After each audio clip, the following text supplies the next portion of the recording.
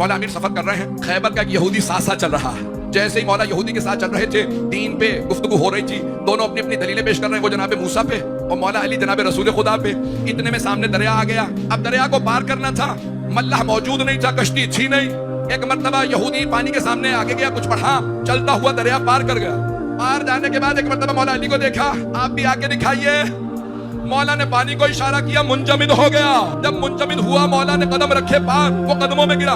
تب میں تو جو بھی جانتا تھا اسم اعظم پڑھ کے دریا کے پار آ گیا. آپ نے کیا پڑھا کہ پانی منجمد ہو گیا. مولا نے کہا میں بعد میں بتاؤں گا میں نے کیا پڑھا، پہلے تو بتا تو نے کیا پڑھا.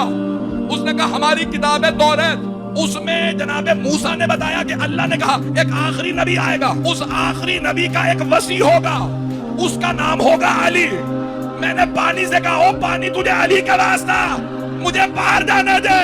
مولا نے کہا او علی میں